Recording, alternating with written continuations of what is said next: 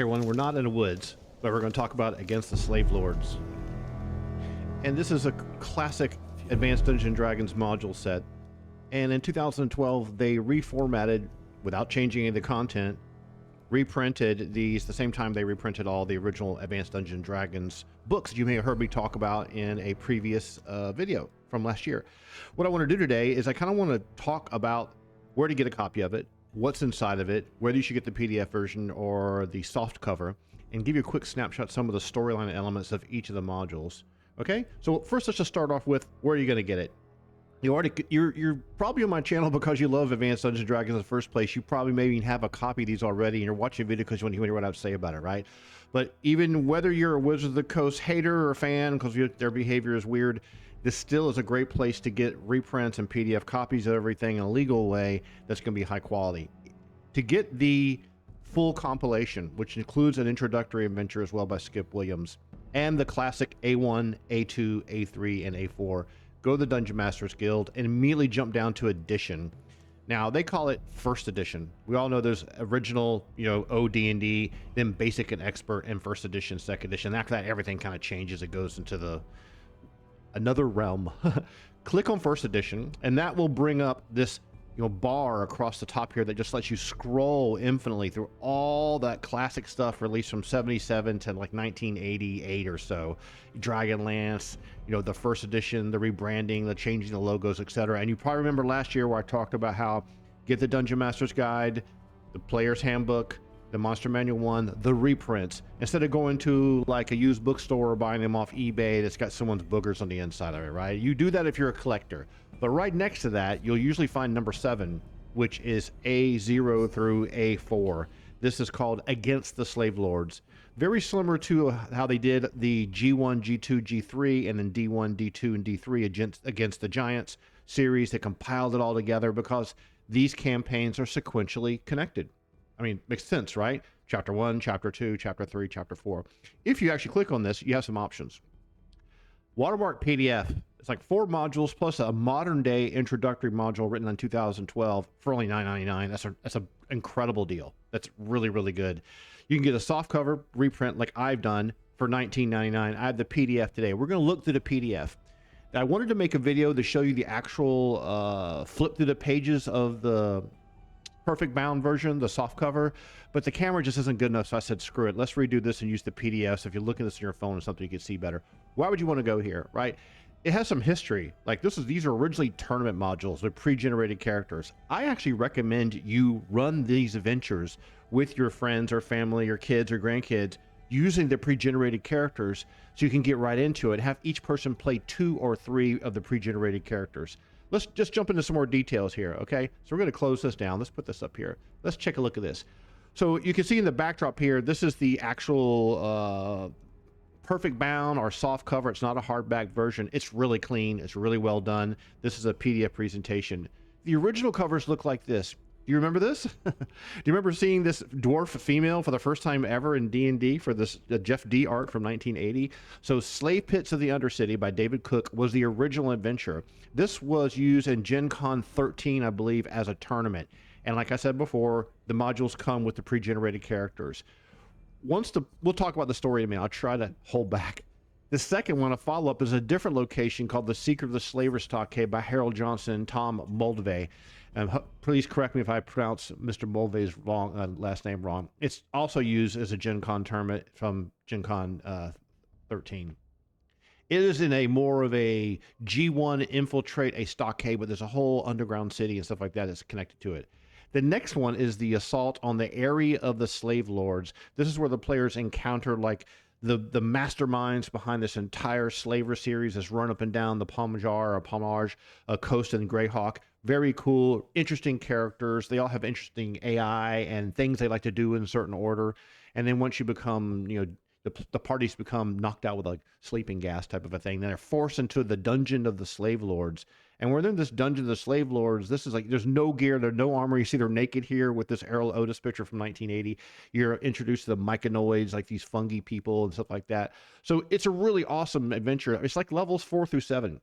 In this reprinted book that looks just like this, it comes with an introductory adventure called A0, which is written by Skip Williams. So let's just take a look at what that all looks like. So I've got the PDF version here, so you can actually see it a little bit better. It has all the original stuff. What's cool about this?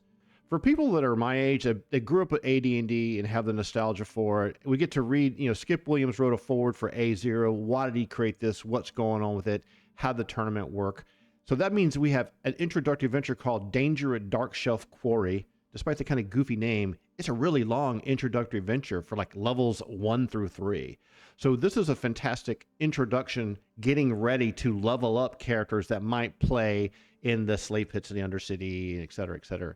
So each of the original designers, like David Zeb Cook, I believe still works on Elder Scrolls Online with a friend of mine, Ed Stark, who used to be a creative director on D&D in 2nd edition. He writes a foreword talking about the adventure, everything about it, the history of it. A2 by Harold Johnson, how this happened. How did he was one of the youngest employees. So these guys are going back in time and telling you like the 1980, 1981, when this stuff was first published, kind of behind the scenes, first person perspective on this from their perspective.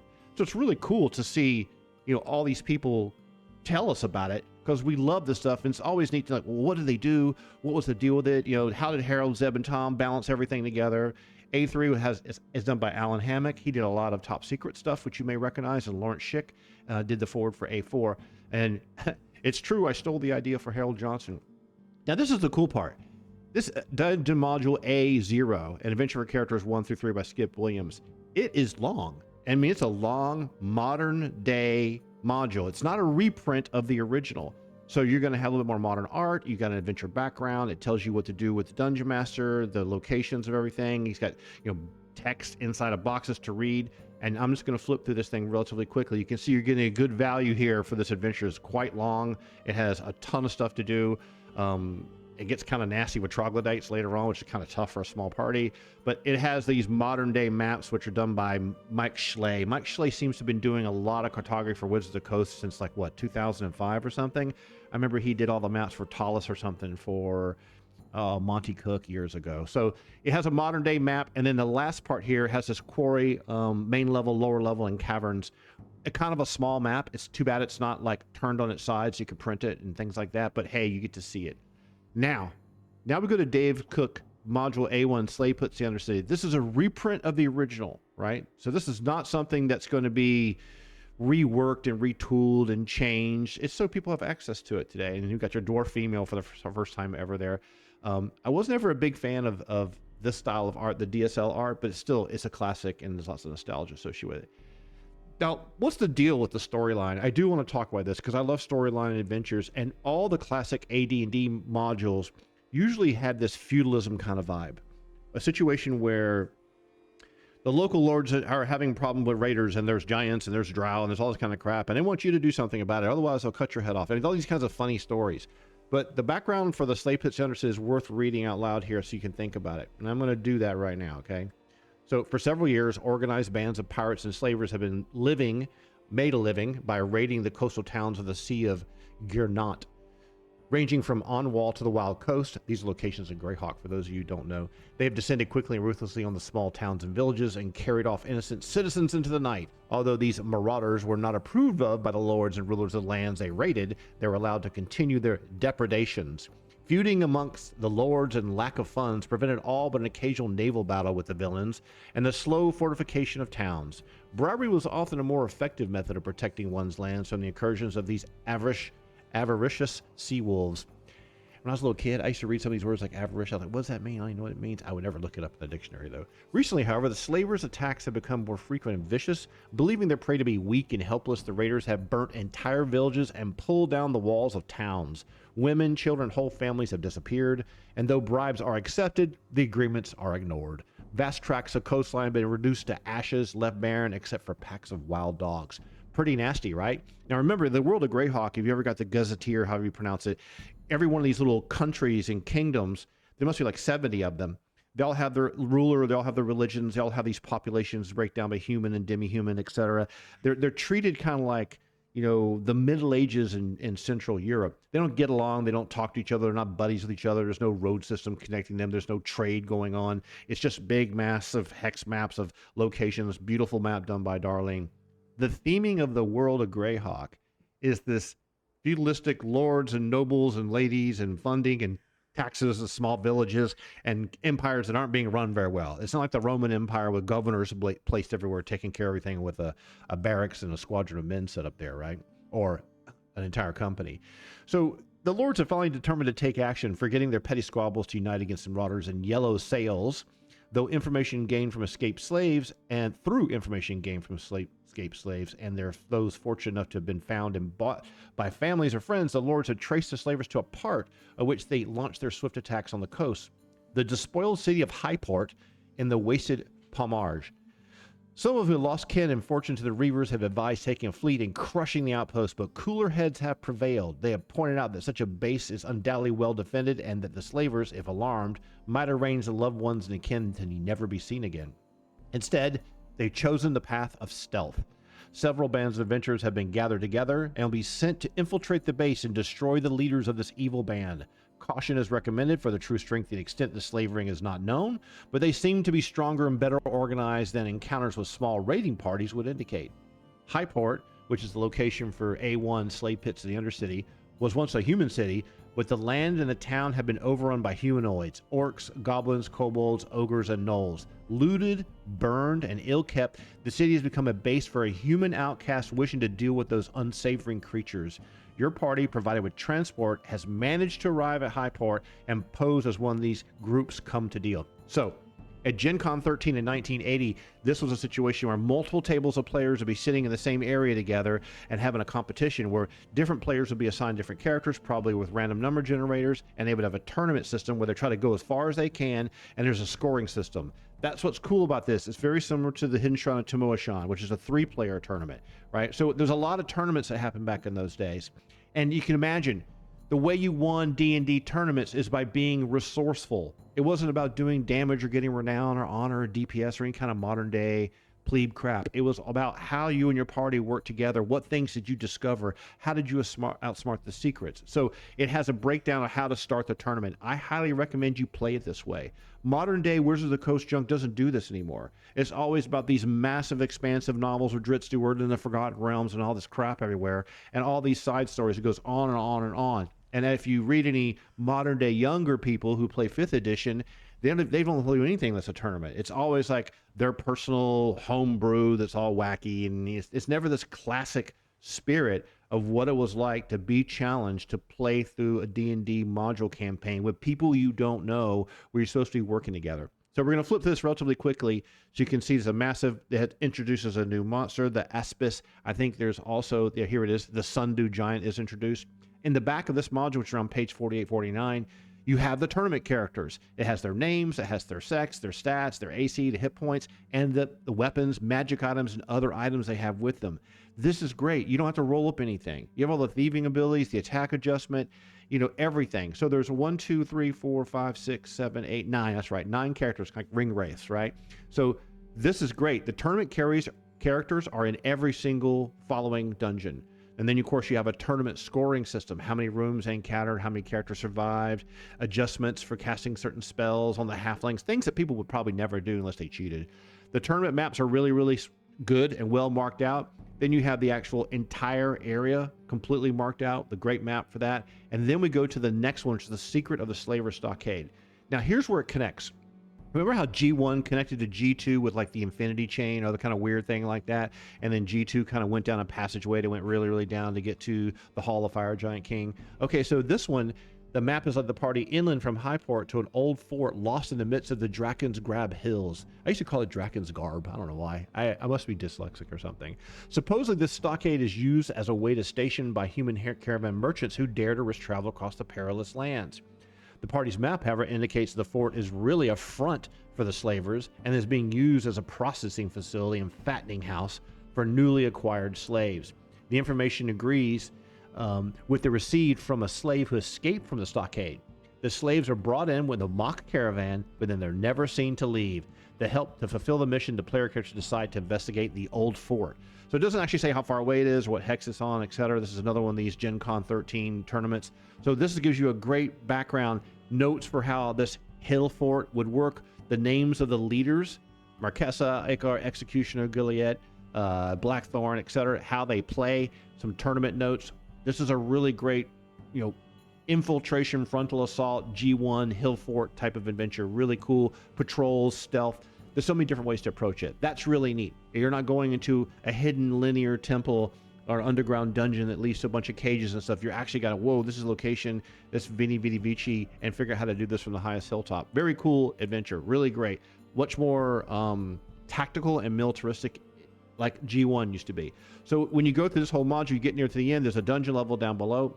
You have this whole section in the back where there's an exit tunnel that after you fight Marquesa and some of the other enemies, there's new enemies, the Phantom, a Boggle, a Cloaker, and a Haunt. There's some different rules for how to handle the tournament characters, number of characters surviving, etc., etc. The stats and stuff have been changed and modified as they progress to the next area.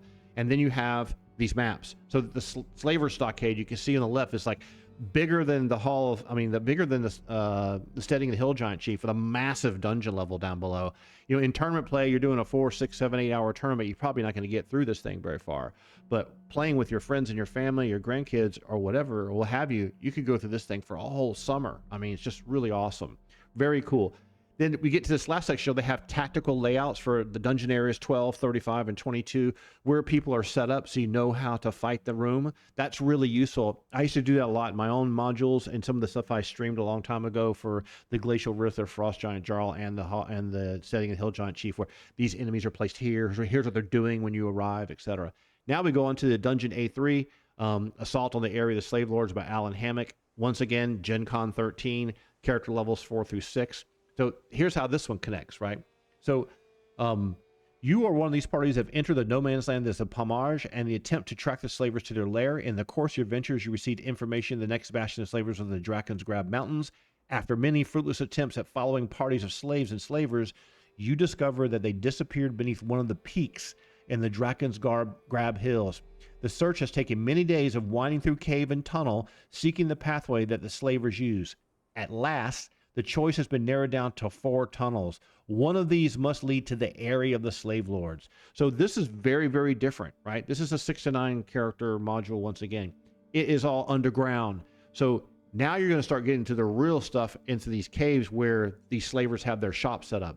So when you go through this whole adventure, it even has this hidden city of Suderham, which is great because unlike the Vault of the Drow, which has very minimalistic descriptions, or the City-State of the Invincible Overlord, which is also an awesome city map, I love it, it tells you what each of the areas are like. So if you're infiltrating this underground piratey style slaver city, you can be walking around and your party can be incognito and go to the slave auction area, or you might end up going to the House of Ill Repute, the Sign of the Mermaid, or go to the armor shop, or go to the Assassin's Guild. So it's a town. So it's great having a better than the Village of Hamlet style town divided up by different quarters, like the Thieves' Quarter, etc., the Official Quarter and the Military Quarter. Don't you just love Jeff D's art? It's just so classic, amazing. Well, all of the guys' art is amazing. So this is really interesting. So you're going to need to have that city map on hand where you're going to figure this out. Now, below the city is this massive catacombs. It's not a typical Minotaur horde, although there is one in there. But once you get to here, you get a certain section where you're going to enter the non-tournament version. The outcome might be different. So you have to read through this very, very careful, because the Slave Lord actions are recommended. Like if the party loses, what to do. If the party wins, in round 1, what do the different characters do? What do the different bosses, enemies do that are the slave lords themselves, which is really nice because that's never been done before. But it helps make sure that in a tournament play that the DM isn't using improvisational tactics. Like, for example, Ajasku throws Slow Spell. The first 6 characters affected as soon as they appear. Modrama has already cast protection from good 10-foot radius by the time the party appears. He now casts Flame Strike at one of the spellcasters and party, determined randomly. Like that AI, that what they do in round 1 and round 2, round 3, and round 4 is great. And then subsequent rounds is the DM's discretion. I love that. The Storoper, which is like a stone version of Roper, is a new enemy in here. Of course, it has the tournament scoring adjustments as well. I know we're going super fast here, but it's just a lot to go through. The tournament character staff, once again, is included in there. Now, after this, get done with this entire module, this is the map of everything, and the tactical maps show where everyone's standing and all this kind of stuff. It's really cool. The map of the city, you give the players map on the right, which has nothing marked on it, and your DM's map is on the left, but it doesn't have the interiors. But you could just put tables and chairs and counters and bookshelves and make it up yourself. It requires some work by a DM to make this cool. What I always recommend people to do is go look at the maps used in the Village of Hamlet for what an inn layout looks like. It would be great if someone made user generated typical shop, typical bar, typical thieves guild. I mean, this is a gap. Maybe we'll fill this one day ourselves. So after this, we get to this. This is where the Suderham Isle of the Slave Lords is. We get into the Dungeon of the Slave Lords. Now, how do you go from that incredible city to this, right? So let's read the connecting tissue here, right? With cleverness and courage, the adventurers followed the route of the Pomage. After penetrating the outer defenses, they came to the Slavers' mountain fortress in the heart of the Draca's Grab, the rocky spine on the mountain wall, to see a town on an island in the middle of a vast crater lake. This was Suderham, the area of the Slave Lords. The adventurers attacked the Slave Lords in their lair beneath Suderham, but on the verge of victory, the party was defeated by an impassable sleeping gas trap. The sleeping adventurers were ignominiously stripped of their belongings and gear and dragged to the dungeons beneath the Draken Keep, the forbidding tower on a plateau above the town. So this one's much more difficult because now you're having to improvise without having any kind of gear or anything at all that you can actually work with. So this is very different. So you've had a lot of militaristic and infiltration and incognito and sneaking around in this Crater Lake town. You've been underground. You're on the surface. Like, this is a great variety of locations instead of being just the same old thing, dungeon, dungeon, dungeon, over and over and over again, which is a nice change of pace from things like Descent to the Depths of the Earth. So this one here is because the players don't have as much gear and stuff, they're having to improvise like wooden spears and bones for clubs and no armor at all. So it's a really fun adventure. The Myconoid, and there's a roper in here as well. There's a cave fisher in here. It's really crazy. There's a little island that's in part of the whole thing, and you have the picture of all the big bosses at the end, the water dragon boat, etc. So this is a really great adventure, absolutely fun. If you go to the very end here, it has the cave fisher, and it has the Magman and the Myconoid.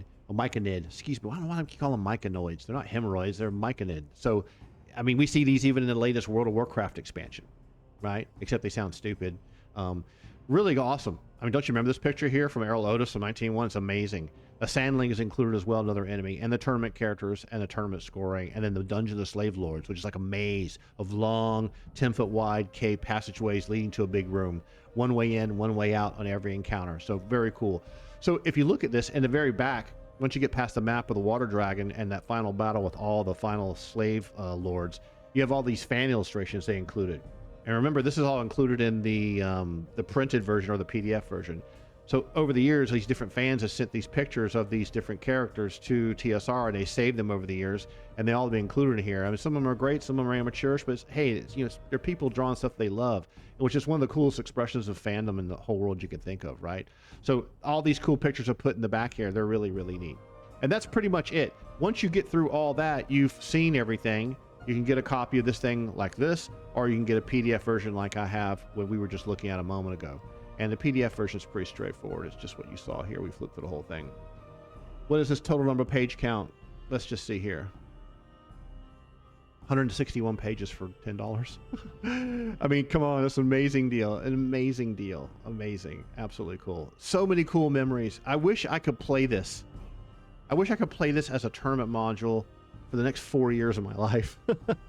I mean, who doesn't want to do that? I mean, come on. These things are so classic and so interesting, and they're so creative, and they were the first to do this stuff. I mean, everything everyone else has ever done has just been a copy of this. Anyway, I hope you enjoyed the video. I know we go super fast. I don't want to waste a bunch of time. I don't want to yell on the microphone, but talking fast is cool. Have fun. Grab a copy of this. Play it sometime. If you played it years ago, put a comment. Say, here's what happened to you when you played it. Did you play it as a tournament module? Which character did you play? Share your story, because a lot of people in our YouTube community are old school AD&D players or a little bit younger D&D players, and they love hearing the stories of other people's adventures. And that's part of the magic, man. So yeah, have fun, and we'll talk to you again soon.